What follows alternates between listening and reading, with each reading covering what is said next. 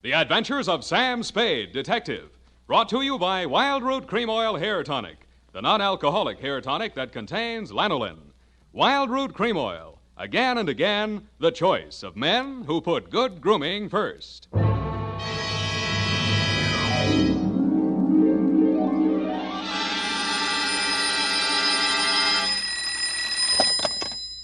Office of Samuel Spade, Private Investigations. Good morning. Evening. Effie? Miss Perrine is on a vacation. Perhaps I may be of assistance, no doubt. I don't know. To whom am I speaking to? I am sorry. I cannot divulge that information to an entire stranger. May I take a message? Look, Miss Whoever you are, I don't want to discommode you, but I am sorry, but I will have to ask you in no certain terms to resist from this line you are handing me. I am not the type secretary. Forget it. I'll just call Miss Perrine long distance and dictate my report over the phone. Oh, my stars and garter, how utterly gouch of me, Mr. Spade. Oh, I'm Bernadine, Effie's relief. I mean yours. I could use some. Oh, shall I send out for some medicine? Yeah. The phone number's on the wall behind the water cooler. Tell them the 100 proof, bonded, and hang the expense. I'll be right down to dictate my report on the bail bond caper.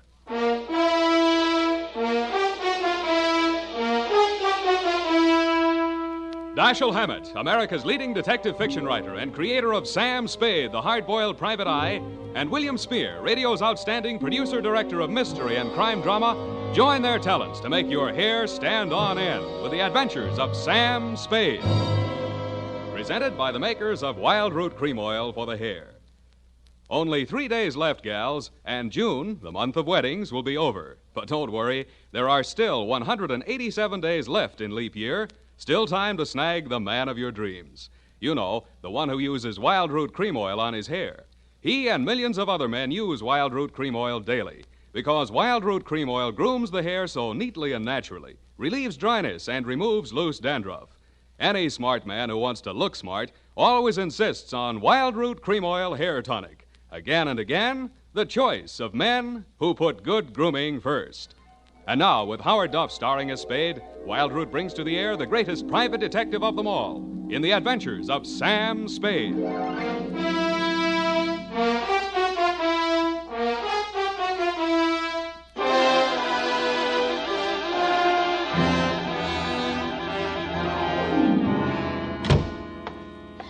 Mr. Spade. You are Mr. Spade. You just gotta be. Yes, but why? It was fate.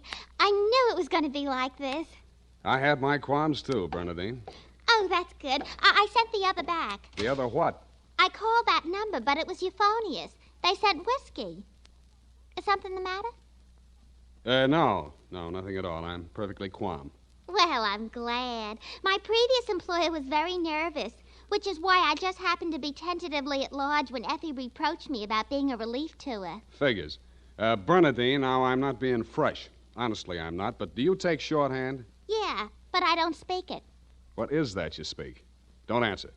Ready? Rodney. I mean Roger. Yeah. Date? I'll have to ask my mother. Down, Bernadine. Date, June 27, 1948, to Miss Effie Perrine, care of Perry's Lodge, Kanab, the Pearl of the West, Utah. What? Oh, wrong letter. I'll get to that later. Date, June 27, 1948, to Leo M. Scarlett, care of Leaf, Branch, Root, Knox & Wood, attorneys at law, 333 Pine Street, San Francisco, from Samuel Spade, license number 137596. Subject, the bail bond caper. Dear Leo, I'm sorry things turned out the way they did, Leo, and I'd like you to know how I got into it. It wasn't for the reward. I don't take rewards. I'm not in love with your wife, no matter what she says, and I wasn't sore at you about anything. I was just sitting in my office, minding my own business, when the door opened, and Vivian walked in. She looked every bit as beautiful as she did when she lived under me in Ma Tuttle's boarding house in 41. In fact, I didn't recognize her until she slithered out of her mink. Hello, Sam. Surprised to see me? Yeah, but I'm trying not to show it. What's on your mind? Is that all you've got to say to me, Sam? Well, you're here on business, aren't you? All right, I don't blame you. It all happened pretty sudden, Leo and me. I should have written or phoned you, I suppose, but somehow... Forget it, Vivian. Now, what do you need a detective for? You thinking of divorce already? Oh, please don't, Sam. If it was a mistake, I'm the one who has to live with it, and I made up my mind when I married Leo. This time it's for keeps. No matter what. Mm-hmm. What's the what? He's in trouble, Sam. Well, that's nothing new. Well, this time I don't think it's his fault. When Leo went legit, he meant it. What's he say he's doing now? He's a bail bond broker. Judging from your new look, I'd say he's a success. Sam, a man called him on the phone today. I answered. He said his name was Holliday, but I recognized his voice. It was an old friend of Leo's, Charlie Rosenfoy. Charlie, huh? When did he get out? A couple weeks back. He was paroled. I don't know what he said over the phone, but Leo looked scared and sick. I don't wonder. The word around town was that Charlie took the rap for Leo. And I don't know anything about that. All I know is Leo's on the level now, and Charlie never will be. He did plenty on his own during that time he served. Well, I won't argue that, but from where I sit, it looks like Leo better start wearing a gun again. He has. That's what I'm so frantic about, Sam. You hear any of the conversation from Leo's end? He didn't say much. But I did hear him say, "All right, 10 tonight. I'll meet you there." That wasn't very smart of him. I know, but that's the way he is. It might be only for a payoff. I thought of that, too. But Leo hasn't got that kind of money. He's been dropping a lot at the racetracks lately. And even if he had it, he's not the type to pay blackmail. I don't like it. Why should I stick my neck out? Why did you have to come to me anyway? 'Cause I trust you, Sam. I know you were jealous of Leo. I was? Sam, if we ever meant anything... If you meant half the things you said to me when we were... Stop it. That's blackmail. Oh, I feel so lost and alone. I don't know where to turn. Okay. I'll see what I can do. Oh, Sam, I'll make it up to you somehow. You see if I don't. Sure you will. And tell Leo to stop dropping his money at Tan Ferran. This is going to cost them plenty.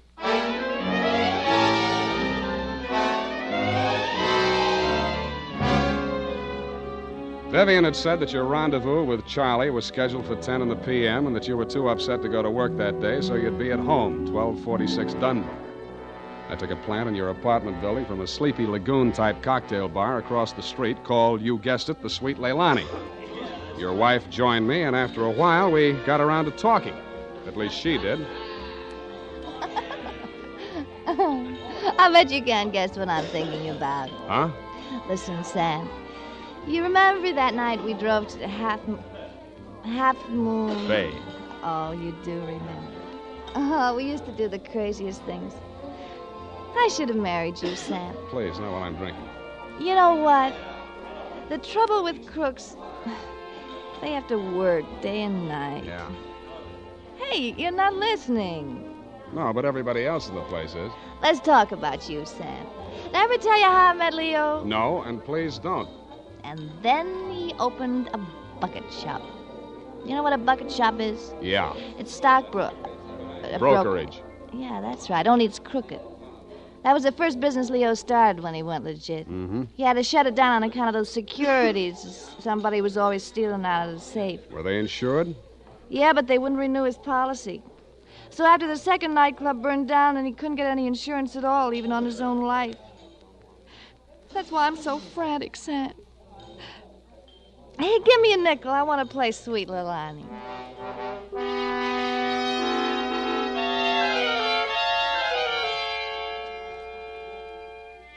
$50 and 2 hours later, Sweet Leilani broke under the strain, so we had Princess Papuli to leave a that gave out, and we were starting on the Hawaiian war chant when she disappeared through a door marked Wahines, Hawaiian for powder room, and never came back. Around 9:45, I mumbled something to the bartender about the lady will pay, put on my smoked glasses, and strolled out and across the street. You came out of the building a couple of minutes later. You led me a zigzag course up Merchant Street to Salon, across Salon to Commercial, down Commercial to Drum, and made a lateral pass over Drum back to Dunbar. Your destination, I'd never have guessed it, was the Sweet Leilani. Happily, they were not playing Sweet Leilani. It was very, very quiet. The regular customers had taken a powder, and I didn't blame them. In the new crop at the bar, I counted 10 broken noses, at least 5 broken paroles, assorted knife scars, and 4 pairs of cauliflower ears, and 1 maverick. You slid into a booth at the end of the bar, took the gun out of your shoulder holster, and laid it down on the table in front of you. I walked over, turned it around so it was pointing at the jukebox instead of me, and sat down. Some other time, Spade. Some other time I drink with you. I'm waiting for a friend. Why the gun? You selling it to him? Maybe I give it to him. Go on, you drink at the bar. It's kind of crowded. Looks like Charlie Rosenfoy's old mob. Who are they gunning for? You or Charlie? Why don't you ask them? What are you drinking, Leo? I was with that bottle all day. Got a bad taste. Do me a favor, Spade. There's a bar 2 doors down the street. Go drink there. There's my friend coming in the door. Any friend of yours is a friend of mine, Leo. Look, Spade. Hello, Leo. What's the matter? You bring a bodyguard to meet your old friend Charlie? This shamus threw his weight in here. I didn't ask him. I don't need him. Huh. That sounds like the old Leo Scarlatti I used to The know. name is Scarlet. Oh, pardon me. I've been on the rock for so long, it's hard to catch up on all the changes. There's been a war, Charlie. Anyone tipped you to it yet? You got a smart bodyguard, Leo. Let's talk. Let's go somewhere else and talk. I like it here. Okay, we start. How come you tipped the mob we were coming here? You promised you wouldn't. Like the shamus, they got to drink somewhere. All right, say what's in your mind and I'll go. Yeah, and if you don't mind, I think I'll do my drinking at the bar.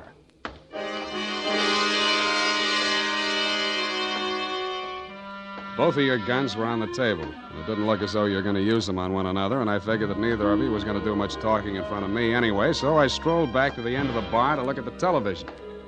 The 10 o'clock news roundup was on, and the ticker tape that was moving across the screen said ... in Atlantic City today, period. I ordered a highball, and then the ticker tape started again. This time it said San Francisco, $1 million bail bond robbery. $1 million in negotiable bonds is tonight in the hands of a group of daring hold-up men who commandeered an armored truck at the very portals of the police department and the Hall of Justice. Then it said, this concludes the 10 o'clock edition of the television news roundup. I had a slight hunch that if the television boys had had their cameras on the big bail bond robbery, that at least some of the characters would have been played by at least some of the bad actors that were foregathered in the Sweet Leilani. In fact, what you and Charlie were saying and doing when I walked back to your booth was almost too much to the point. You let me see the bulky portfolio Charlie shoved across the table at you. It looked like a carrying case for bonds, bank messenger type. But it was sealed with wax blobs bearing the imprint of the Great Seal of the state of California. I was impressed. Where'd you get this? You can read about it in the papers, and if I was you, I'd get this out of sight before them papers hit the street. One thing more. Don't try to clip none of them coupons. And one thing more in addition. Don't open it at all. Sure. Spade, Yeah, Leon? I think I hire you after all.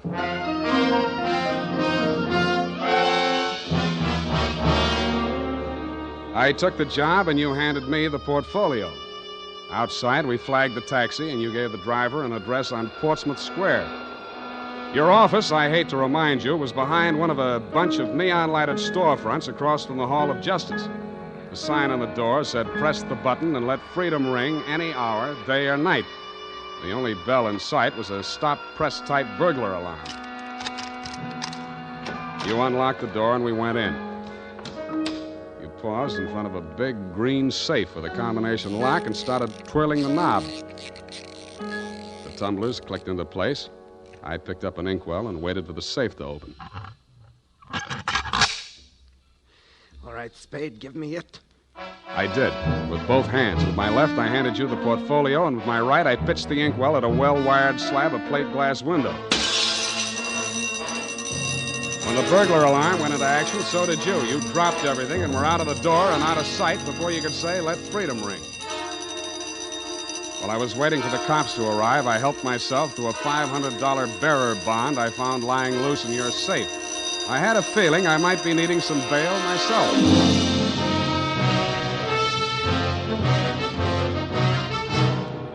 The makers of Wild Root Cream Oil are presenting the weekly Sunday adventure of Dashiell Hammett's famous private detective, Sam Spade.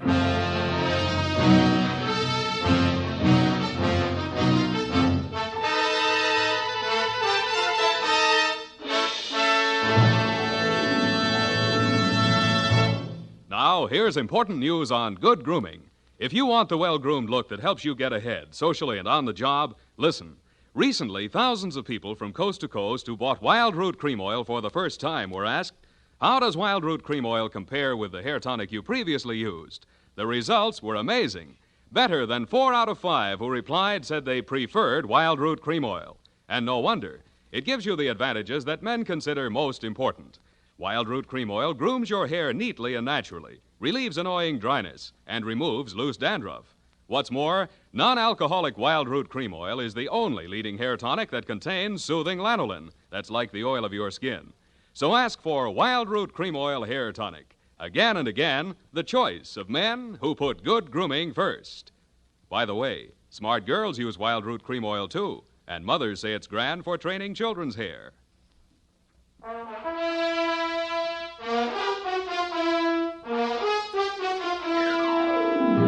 And now, back to the bail bond caper. Tonight's adventure with Sam Spade.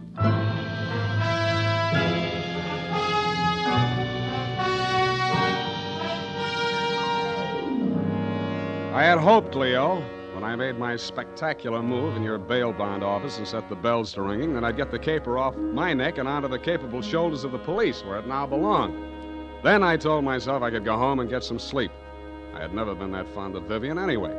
I was holding the $1 million portfolio, complete with its big official seals still unbroken, ready to hand it over with a flourish to the first boy in blue that rushed in.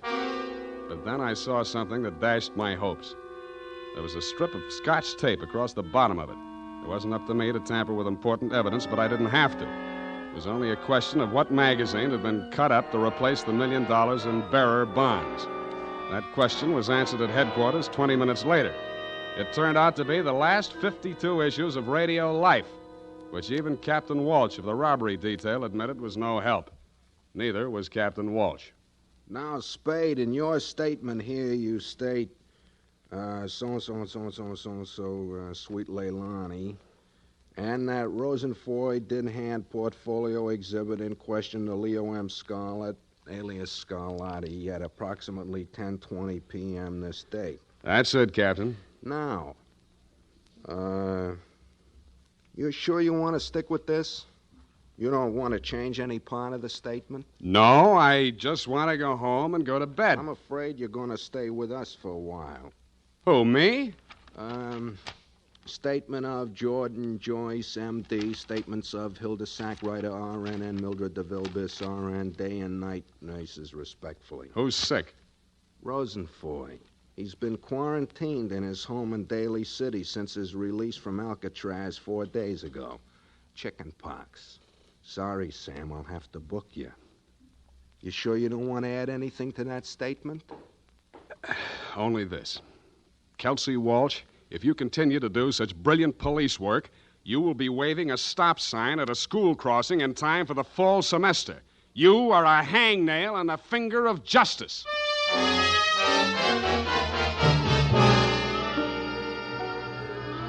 I thought I had been courteous and cooperative, but even so, it was the middle of the afternoon by the time they set my bail.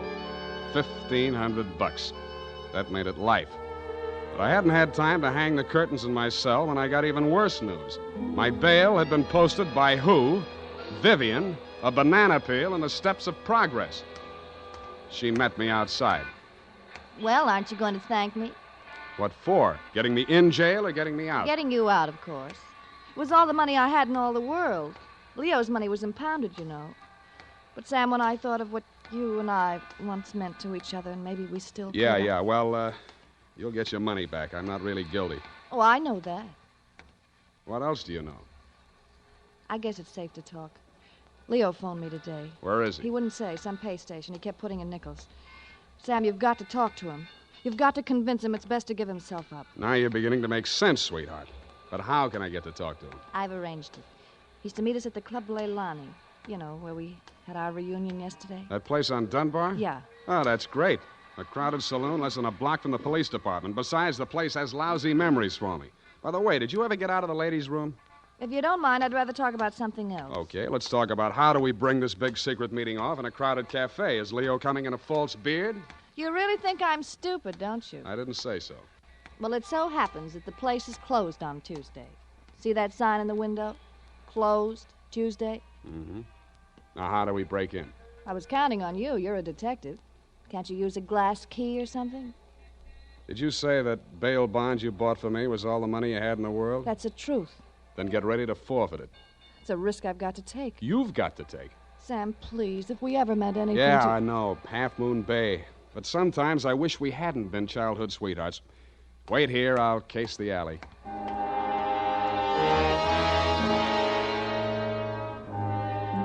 The alley wasn't much better. There were 2 windows, washroom type, all glass brick, except for 2 small ventilators big enough to put your hand through. The only hope was the kitchen skylight. I didn't have any trouble getting up to it, but once I was there, things didn't look so good. The view from the roof was a garage door with 2 green lights flanking it. Then it struck me where I was and why I was there. The Club Leilani backed directly on the Hall of Justice where the big bail bond robbery had taken place at 5 p.m. the night before. Without further ado, I put my foot through a pane of the skylight, reached in, unlatched it, and dropped. Hurry up. Let me in, Sam. Up at the front of the building, I could hear Vivian clamoring for admittance. I decided to let her clamor for another minute or 2. It isn't a thing I often do, but I walked resolutely into the ladies' powder room. It was very well equipped. It had furniture, a telephone, and more clues than I needed. The magazines were there, the razor blades were there, the scotch tape was there. There was even a scraping of red sealing wax on the steel frame of the window slot. But best of all was what I found in the paper towel dispenser. I lifted it out and moved it next door to the men's washroom. Then I let her in. What kept you so long? You'll spoil everything. I was afraid you'd... Here comes your husband. Come on, let me in. What happened, Leo? You're early. Any objections? I just got itchy, that's all. How are you, baby? Don't, Leo. I'm so nervous. Strained. What are we going to do, baby? What's Spade going to do for us? Tell him, Sam. I'll leave you 2 alone to talk it out. I'll freshen up a little. Haven't had my face on all day. Poor kid. Well, Spade, let's have it. Yeah, she's right, Leo. I can do a lot for you. But you've got to do something for me. Spade, this is level. I never saw those bonds. I know that. Then what are you after? The truth. It's the only thing that can save you, and if you take this rap, I take it too. I'm in clear up to my neck. Okay. Charlie Rosenfoy came around to Vivian and made her this proposition. He was going to pull this bail bond job and plant the goods on me to get even for the rap he thought he'd taken for me. Mm-hmm. Vivian pretended to play along with him, only she got hold of the package long enough to take the bonds out and put the old magazines in instead. Yeah. The idea was the mob would think Charlie had double-crossed them, taken the goods for himself, and delivered a phony packet to their banker, which was supposed to be me. Cute. Only you had to get smart and set off that burglar alarm. Now I'm getting the squeeze on all sides. The mob, the law, Charlie are all gunning for me at once. Don't worry about the mob and the law, and don't worry too much about Charlie. What are you driving at? That'll be him now. Who tipped him I was here? Get back in the corner. It's dark in here. He'll never see you. I'll take care of him. All right. Hello, Charlie. Oh, Come on in. Good boy, Spade. Get his gun. You're my friend. Sure, I'm your friend. Come here. Yeah, sure, Spade. Pleasant dreams, fellas. Now I act. Hey, Charlie! No, Leo!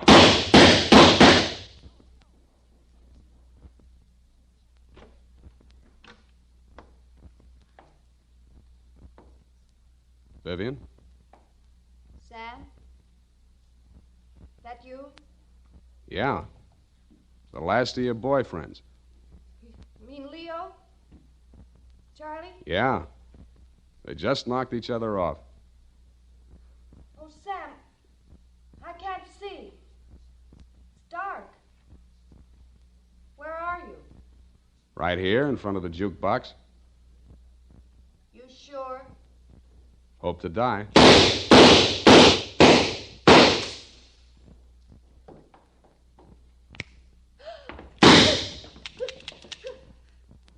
Drop it, Vivian. It's empty. Sam, Sam! Vivian, how could you? After Half Moon Bay.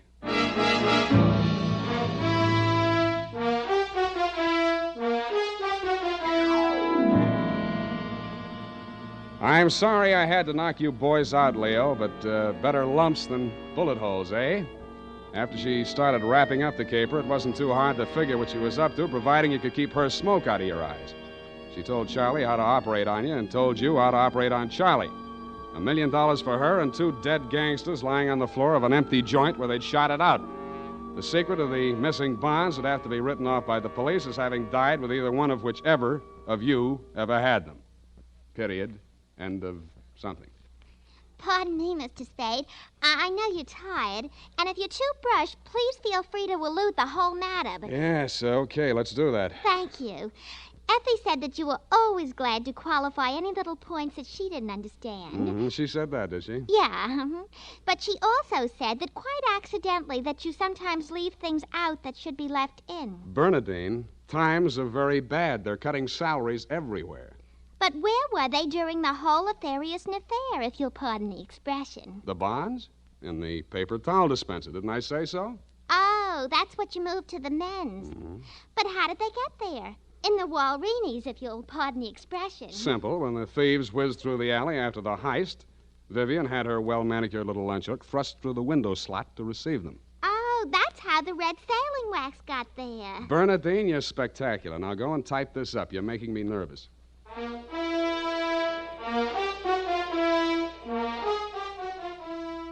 You know what they say about people who like mysteries? Once a mystery fan, always a mystery fan. And that goes for hair tonics, too.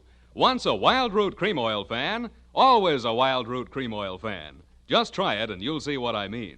Wild Root Cream Oil grooms the hair neatly and naturally, relieves annoying dryness, and removes loose, ugly dandruff. So tonight, or first thing tomorrow, step up to your drug or toilet goods counter and ask for Wild Root Cream Oil. Get the big economy bottle and the handy new tube that's easy to pack when you travel. Also, ask your barber for a professional application of Wild Root Cream Oil Hair Tonic. Again and again, the choice of men who put good grooming first. Well, here it is, Mr. Spade. I hope it's not too erroneous. Oh, I'm sure it's quite offensive. Don't you mean inoffensive, Mr. Spade? Have it your way.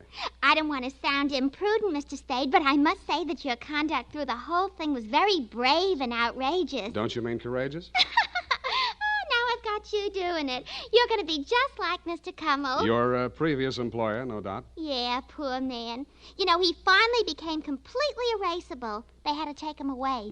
What were his symptoms? Well, when he ordered the puppy biscuits, I thought he was just being concentric. But after a while, he wouldn't answer to anything but Rover. I had to sprinkle his flea powder in the morning, you know? And then he had his little tricks. He always wanted to show off, you know, sitting up and rolling over. He could shake hands, too. What's so great about that? Any dog can shake hands. Yeah, but can you scratch your ear with your foot? If I set my mind to it. Now go home, Bernadine, or I'll report you to the SPCA. You can't frighten me. Effie told me that your bark is worse than your bite. Good night, Mr. Spade. Effie, in far-off Kanab, come home, sweetheart.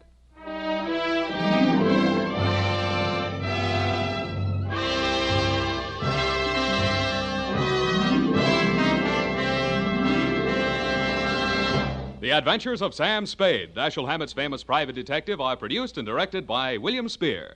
Sam Spade is played by Howard Duff. The Adventures of Sam Spade are written for radio by Bob Tallman and Gil Dowd, with musical direction by Lud Gluskin. Gil Dowd directed tonight's broadcast in William Spear's absence. Join us again next Sunday for another adventure with Sam Spade, brought to you by Wild Root Cream Oil. Again and again, the choice of men who put good grooming first. This is Dick Joy reminding you to get Wild Root Cream Oil, Charlie. It keeps your hair in trim. You see, it's non-alcoholic, Charlie. It's made with soothing lanolin. You better get Wild Root Cream Oil, Charlie. Start using it today. You'll find that you will have a tough time, Charlie, keeping all the gals away. Hiya, Baldy. Get Wild Root right away. This is CBS, the Columbia Broadcasting System.